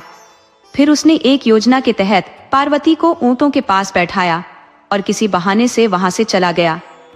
व्यापारी ने गुप्त रूप से पार्वती और ऊंटों का सौदा कर दिया। पार्वती को इस छल का आभास तक नहीं हुआ। दूसरे व्यापारियों ने पार्वती और ऊंटों को खरीद लिया। जब वे उसे ले जाने आए तो पार्वती ने चिल्लाकर विरोध किया, लेकिन उन्होंने उसे बेहोश कर दिया और अपने नगर ले जाकर एक कोठी में बेच दिया। जब पार्वती को चेतना आई तो उसने स्वयं को एक अजनबी कोठी के भीतर पाया। वहां की मालकिन ने ठोस शब्दों में कहा कि अब उसे नृत्य और गायन के माध्यम से लोगों का मनोरंजन करना होगा, साथ ही उनकी इच्छाओं की पूर्ति करनी होगी। इसके बदले में उसे भोजन, वस्त्र और आश्रय मिलेगा। पार्वती ने इस अपमानजनक प्रस्ताव को दृढ़ता से अस्वीकार कर दिया। कोठी की मालकिन ने उसे धमकाते हुए चिताया कि यदि उसने मना किया तो उसे कठोर दंड भुगतना पड़ेगा। पार्वती अपनी असहमति पर अडिग रही, लेकिन उसका विरोध अधिक समय तक टिक न सका। उसे भूख और प्यास के कठोर दंड झेलने पड़े। अंततः अपने दुखद हालातों के आगे घुटने टेकते हुए उसने विवश होकर उस जीवन को स्वीकार कर लिया। उसके लिए अब यह पीड़ा उसकी दिनचर्या बन चुकी थी। वह अपने अपमान और पीड़ा को भीतर समेटे प्रतिदिन वह कार्य करती जो उसे भीतर से तोड़ता था। एक दिन कोठी में एक राजा का पुत्र आया और मालकिन से कहा कि वह वहां खुशी पाने आया है। मालकिन ने उसे 13 महिलाओं में से किसी एक को चुनने का अवसर दिया और उनके मूल्य भी बताए। राजकुमार ने पार्वती को चुना। पार्वती, जिसने अब हर हालात को स्वीकार करना सीख लिया था, चुपचाप राजकुमार को अपने कक्ष में ले गई। कुछ समय बिताने के बाद पार्वती ने राजकुमार से पूछा, तुम कौन हो? राजकुमार ने उत्तर दिया, मैं हाकम देश का राजकुमार हर्ष हूं। ये सुनकर पार्वती को ऐसा झटका लगा जैसे उसके पैरों तले से जमीन खिसक गई हो। उसने स्तब्ध होकर राजकुमार की ओर देखा। वही नाम जो उसने अपने पुत्र का रखा था उसे भीतर तक झकझोर गया। राजकुमार ने उसकी तरफ देखा और उसकी जमी हुई आंखें और स्थिर मुख को देखकर असमंजस में पड़ गया। पार्वती दीवार की ओर मुंह करके बैठी रही। इस विचित्र माहौल को देखकर राजकुमार ने वहां से जाने की अनुमति मांगी। पार्वती ने धीमे स्वर में कहा, जाओ। राजकुमार के जाने के बाद पार्वती ने अपनी दोनों बाहें आकाश की ओर फैलाईं और फूट फूट कर पुकारने लगी, हे प्रभु, मुझसे ऐसा कौन सा अपराध हुआ जिसका ऐसा कठोर दंड मुझे मिल रहा है? कौन से जन्म के पापों की सजा भुगत रही हूँ? इस जन्म में तो मैंने ऐसा कोई पाप नहीं किया। आज मेरे अपने पुत्र ने ही मेरा शोषण कर दिया। वह दीवार पर जोर जोर से अपना सिर मारने लगी। काफी देर तक वह कमरे से बाहर नहीं आई। जब कोठी की मालकिन ने देखा कि पार्वती अपने कक्ष से बाहर नहीं आ रही, तो वह भीतर आई। उसने पार्वती को रोते हुए देखा और पूछा, पार्वती, क्या हुआ? आज तो राजकुमार आया था, यकीनन वह तुम्हें कुछ भेंट देकर गया होगा। पार्वती आंसुओं से भरी आवाज में कहने लगी, हाँ, वह राजकुमार मुझे ऐसी निशानी देकर गया है जो मेरे जीते जी कभी नहीं मिटेगी, ऐसा घाव जो मेरे मरते दम तक भी नहीं भरेगा। मालकिन ने हैरान होकर पूछा, आखिर ऐसा क्या हुआ है पार्वती? बताओ तो सही। अगर तुम नहीं बताओगी तो मुझे कैसे समझ आएगा? पार्वती ने अपनी भरी हुई आंखों से मालकिन की ओर देखा और अपनी जिंदगी का दर्द भरा किस्सा बताना शुरू किया। लेकिन जब उसने आज की घटना पर आना चाहा, तो उसकी जुबान मानो रुक सी गई। उसे शब्दों में ढालने में भी शर्म महसूस हो रही थी। मालकिन ने फिर जोर देकर कहा, अरे खुलकर बताओ, ऐसा क्या हो गया है? पार्वती ने टूटे दिल से कहा, जो राजकुमार आज यहाँ आया था वो मेरा अपना बेटा था। वही बेटा जिसे मैंने 5 साल की उम्र में छोड़ दिया था, और आज उसी के हाथों मेरी इज्जत लुट गई। मुझे ये किस जन्म के पाप की सजा मिल रही है? मालकिन ने ये सुना तो वह जैसे पत्थर बन गई। उसकी आंखों में भी एक गहरी तकलीफ उभर आई। पार्वती ने कांपती आवाज में कहा, मालकिन, मैं अब इस जगह को छोड़ना चाहती हूँ। मैं अब ये सब काम नहीं कर सकती। क्या आप मुझे यहाँ से जाने देंगी? मैं कोई छोटा मोटा काम करके भी अपना गुजारा कर लूंगी। बस अब मुझे मजबूर न करें। कहते कहते वह मालकिन के पैरों पर गिर गई और फूट फूट कर रोने लगी। मालकिन, जो हमेशा कठोर बनी रहती थी, पहली बार किसी के लिए पिघल गई। उसने कहा, तुमने अपनी कीमत से ज्यादा पैसा यहाँ कमा कर दिया है। आज की घटना ने मेरे दिल को भी झकझोर दिया है। मैं तुम्हें आजाद करती हूँ। अगर कभी कोई तकलीफ आए तो मुझे याद करना, मैं तुम्हारी मदद करूंगी। पार्वती ने आंसू पोंछते हुए कहा, अब इससे बड़ा दुख और क्या हो सकता है मेरे लिए? अब तो शायद मौत ही मेरी मुक्ति है। मालकिन ने उसे समझाते हुए कहा, मैं ऐसा नहीं चाहती। जाओ और देखो कि इस जिंदगी में तुम्हारे लिए और क्या लिखा है। पार्वती ने गहरी सांस ली, मालकिन को गले लगाया और वहां से चली गई। उसने कुछ दिन सड़क पर बिताए, भूख और दर्द के साथ। एक दिन वह एक नीम के पेड़ के नीचे बेसुध लेटी हुई थी। गली के कुत्ते उसके शरीर को चाट रहे थे, लेकिन उसे होश नहीं था। तभी वहां से एक दयालु गुजरी दूध और छाछ लेकर गुजर रही थी। उसने देखा कि पेड़ के नीचे एक स्त्री पड़ी हुई है और कुत्ते उसे घेरे हुए हैं। गुजरी ने कुत्तों को भगाया और पास आकर पूछा, तुम कौन हो? तुम्हें क्या हुआ है? पार्वती ने अपनी सूखी हुई आंखों से उसे देखा, लेकिन कुछ बोल नहीं पाई। गुजरी ने एक गिलास में दूध भरकर पार्वती के सूखे होठों तक ले जाया। पार्वती ने मुश्किल से गिलास को थामा और थोड़ा सा दूध पिया। बाकी दूध उसके होठों से बहकर नीचे गिर गया। पूरे गिलास में से उसने मुश्किल से आधा गिलास पिया। गुजरी वहीं उसके पास बैठी रही जब तक पार्वती को कुछ होश नहीं आया। जब पार्वती ने आंखें खोली तो गुजरी ने कोमल स्वर में कहा, बहन, मेरे घर चलो, वहां तुम्हें आराम मिलेगा। नहाकर ताजगी महसूस होगी और कुछ दिन सुकून से रह भी सकती हो। अगर तुम्हें यह मंजूर हो तो मेरे साथ चलो।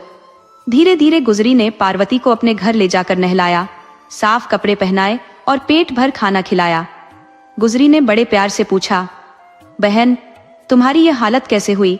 तुम कौन हो और यहाँ कैसे आ पहुंची? पार्वती ने गुजरी को अपने जीवन का दर्दनाक सफर सुनाया। हर शब्द सुनकर गुजरी की आंखें भर आईं। उसने कहा, तुम मेरी बहन जैसी हो, मेरे घर में रहो। मेरा पति तो अब इस दुनिया में नहीं रहा और मेरे साथ बस मेरा एक बच्चा है।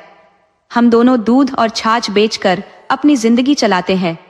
पार्वती ने कांपते स्वर में कहा, बहन, मुझे अपने साथ मत रखो। मेरी जिंदगी में बस दुख और कष्ट है। मैं नहीं चाहती कि तुम्हारे जीवन में मेरे कारण और कांटे जुड़े। मुझे अकेले छोड़ दो। गुजरी ने स्नेह भरे हाथ से पार्वती के कंधे को दबाया और कहा, तुम मेरी बहन हो। अगर दुख आएगा भी तो हम दोनों मिलकर उसे हराएंगे।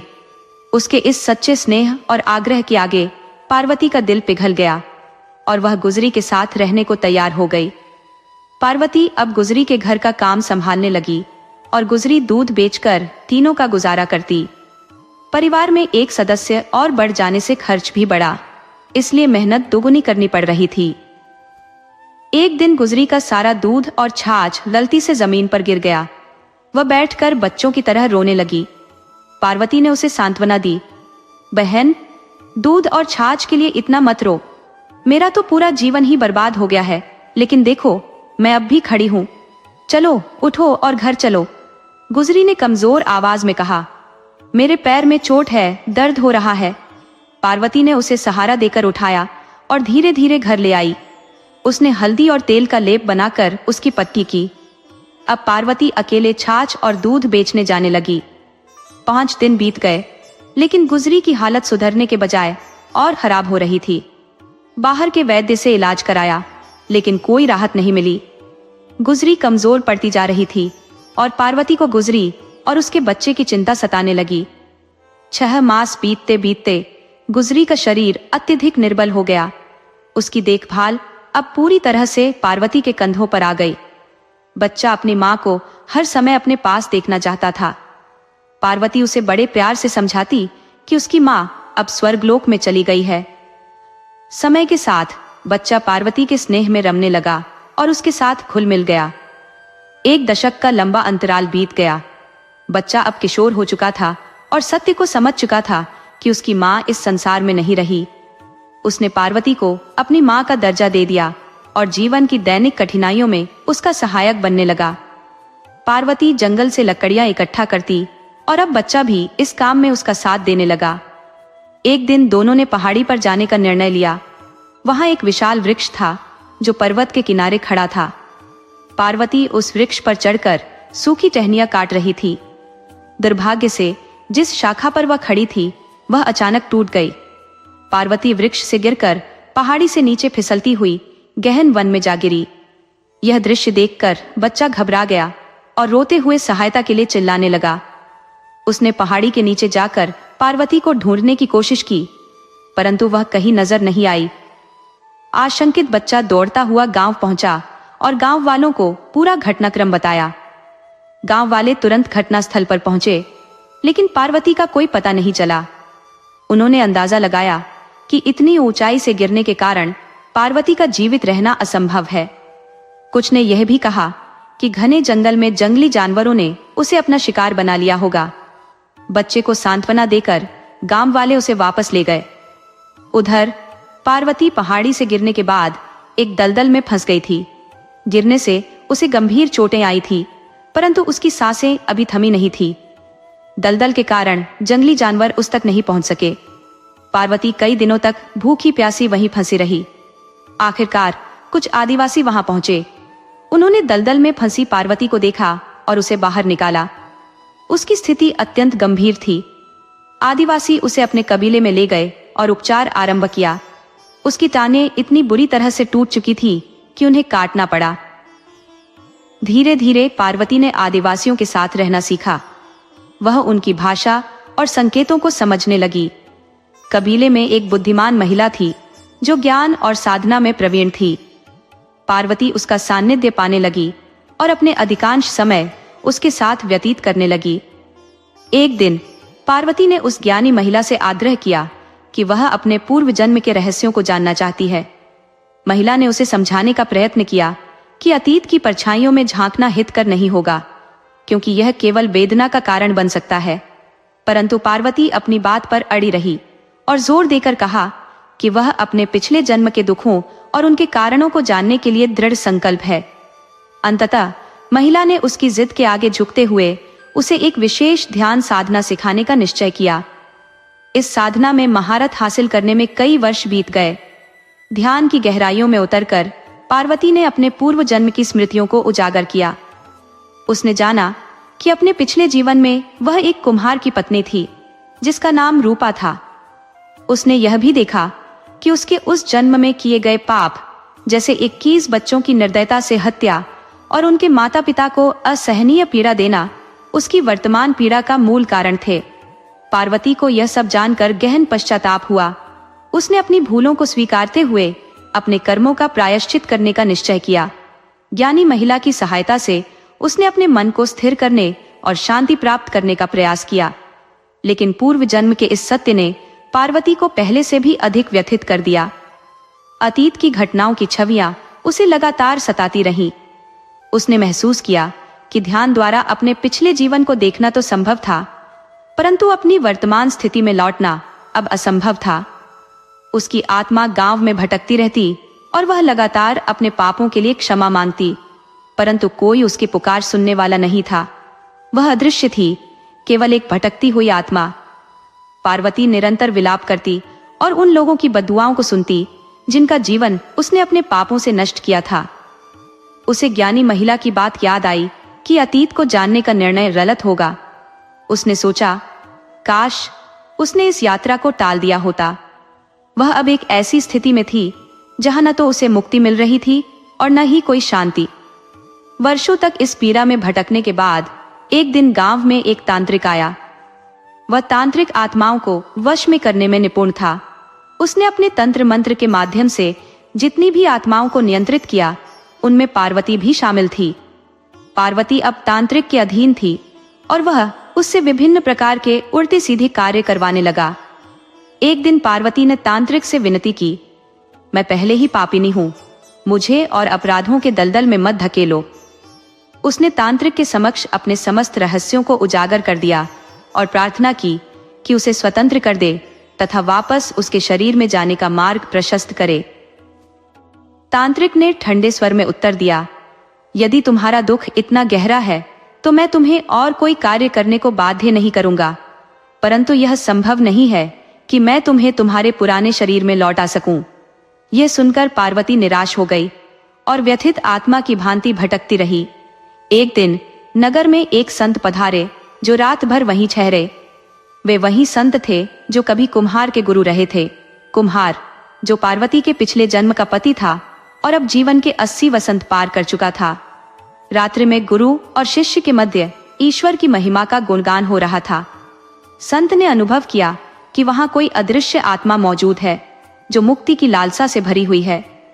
संत ने कुम्हार से कहा, यहाँ एक आत्मा भटक रही है जो पहले तुम्हारी पत्नी थी। ये सुनकर कुम्हार विस्मित हुआ और बोला, मेरी पत्नी तो कई वर्षों पूर्व चल बसी थी, क्या उसकी आत्मा अब तक अशांत है? संत ने पार्वती को संबोधित किया। उसने अपनी व्यथा कथा विस्तार से सुनाई। संत ने यह सब सुनकर कुम्हार को समझाया। कुम्हार ने अपनी पत्नी के पापों को स्वीकार किया और उसके परिणाम स्वरूप उसकी आत्मा की दुर्दशा को समझा। ये जानकर पार्वती अत्यंत लज्जित और दुखी हुई। संत ने पार्वती से कहा, तुम्हारी आत्मा को शरीर में लौटाने का प्रयास किया जा सकता है, लेकिन यह तभी संभव होगा जब तुम मेरी शरण में आकर हरि के भजन और साधना में सम्मिलित होगी। पार्वती ने संत का अनुसरण किया और उनके आश्रम चली गई। वहां भजन और नृत्य की लय में लीन होकर धीरे धीरे उसे महसूस हुआ कि वह अपने शरीर में लौटने लगी है। संत ने उससे कहा, तुम्हारा शरीर में लौटना संभव है, परंतु तुम्हारे पापों का प्रायश्चित करना आवश्यक है। तुम्हें 21 प्राणों को बचाना होगा ताकि तुम्हारे पुराने कर्मों का भार कम हो सके। पार्वती ने संकल्प लिया कि वह यथासंभव लोगों की सहायता करेगी। जब वह अपने शरीर में लौटी तो उसने देखा कि उसके शरीर पर गहरे घाव थे जो चींटियों ने किए थे। वह थकावट और दर्द से बेहोश हो गई। आदिवासियों ने उसका शरीर ज्यों का त्यों छोड़ दिया था, क्योंकि वे ध्यान में मग्न किसी भी व्यक्ति को छूने से बचते थे। जब उन्होंने देखा कि उसका शरीर कुछ हलचल कर रहा है तो वे प्रसन्न हो गए। पार्वती ने अपनी पहली मार्गदर्शक उस बुद्धिमान महिला के विषय में पूछा। आदिवासियों ने बताया कि वह लगभग 1.5 वर्ष पूर्व इस दुनिया से विदा ले चुकी थी। ये सुनकर पार्वती को गहरा आघात पहुंचा और उसकी आंखें अश्रुपूर्ण हो गईं। आदिवासियों को यह भान हो चुका था कि पार्वती ने अपने पूर्व जन्म के चक्र को पार कर लिया था, क्योंकि एक बुद्धिमान स्त्री ने उन्हें यह रहस्योद्घाटन किया। पार्वती ने अपनी समूची दास्तां आदिवासियों के समक्ष प्रकट की। अब उसके शरीर पर पड़े घाव धीरे धीरे भरने लगे थे, लेकिन उसके पैरों के गहरे जख्म अभी भी तकलीफदेह थे। उसे अब 21 जिंदगियों को नवजीवन देना था। वह अपने घुटनों के बल वन की दुर्गम राहों पर चलने लगी। चलते समय अनेकों बाधाएं उसकी राह में आती थी, लेकिन उसकी दृढ़ता ने उसे घुटनों के बल चलने की कला में निपुण बना दिया। वह प्रतिदिन जंगल में जाकर ऐसे किसी प्राणी को ढूंढने का प्रयास करती जिसे उसकी सहायता की आवश्यकता हो। एक दिन उसने देखा कि एक सर्प कांटों के बीच फंसा हुआ है। कांटे उसके शरीर में गहराई तक धंसे हुए थे। पार्वती ने साहस पूर्वक पास जाकर स्थिति का जायजा लिया। सर्प ने उसकी ओर देखा और फुंकार मारी, लेकिन वह डरी नहीं। सर्प के पास सीधे जाने में असमर्थ पार्वती ने एक लंबी लकड़ी का उपयोग किया और उसे कांटों के जाल से बाहर निकाला। सर्प के शरीर में अब भी कांटे गहरे धंसे हुए थे, जो उसके चलने में अवरोध पैदा कर रहे थे। पार्वती ने अपनी साड़ी का एक हिस्सा फाड़कर सर्प के मुख पर बांधा और फिर सावधानी पूर्वक उसके शरीर से कांटे निकाल दिए।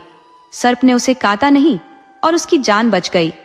पार्वती को ऐसा प्रतीत हुआ जैसे उसने एक प्राण रक्षा का कार्य संपन्न किया हो। वह प्रतिदिन वन में जाकर ऐसे प्राणियों की सहायता करती रही जिन्हें उसकी आवश्यकता होती। एक अन्य दिन उसने देखा कि एक शिकारी ने एक हिरण के बच्चे को अपने कब्जे में ले रखा था। पार्वती ने शिकारी से अनुनय विनय की कि वह उस मासूम को छोड़ दे। शिकारी ने पहले इसे ठुकरा दिया, क्योंकि वह उसके आजीविका का साधन था, लेकिन पार्वती के करुण आग्रह और तार्किक शब्दों से प्रभावित होकर उसने आखिरकार हिरण के बच्चे को मुक्त कर दिया। पार्वती ने मन ही मन संतोष का अनुभव किया कि उसने एक और जीवन को बचाने का पुण्य अर्जित किया। इस प्रकार वह निरंतर वन में जाती और किसी न किसी असहाय प्राणी की मदद करती। एक दिन उसने एक जख्मी भेड़िए को देखा, जिसके पंजों में तीखे कांटे गहरे धंसे हुए थे। भेड़िया दर्द के कारण कराह रहा था। पार्वती ने धीरे धीरे उसकी ओर कदम बढ़ाए और धैर्यपूर्वक उसके पंजों से कांटे निकालने लगी। भेड़िए ने न तो उसे हानि पहुंचाई, न ही आक्रामकता दिखाई, बल्कि उसकी सहायता के प्रति एक तरह का मौन आभार व्यक्त किया। धीरे धीरे पार्वती का वन के जीव जंतुओं से एक अनोखा लगाव हो गया। उसकी करुणा और ममता की कहानियां पूरे जंगल में फैल गई। अब वन के जीव निर्भय होकर उसके पास आने लगे, मानो वे उसे अपना संरक्षक मानते हों। एक दिन जब वह नदी के किनारे बैठी थी, तो मछलियां उसके पैरों के इर्द गिर्द अटखेलियां कर रही थी। अचानक वह असंतुलित होकर नदी में गिर पड़ी और उसी क्षण उसकी आत्मा ने उसका शरीर त्याग दिया। गिलहरी ने तुरंत वन के सारे जीव जंतुओं को इस घटना की सूचना दी। आदिवासियों ने भी उसकी मिट्टी में मिलाने की रस्म पूरी की। सभी ने उसके सम्मान में आसमान की ओर मुख करके प्रार्थना की। पूरे जंगल में प्रेम और शांति का वातावरण फैल गया। फिर बरसात शुरू हुई और जंगल हरियाली से भर गया। ऐसा प्रतीत हुआ कि पार्वती की आत्मा को शांति मिल गई हो। वन के सभी जीव उसकी स्मृति में सुकून भरा जीवन जीने लगे। दोस्तों, अगर यह कहानी आपके दिल को छू गई हो तो हमारे चैनल को लाइक, सब्सक्राइब और शेयर करना न भूलें।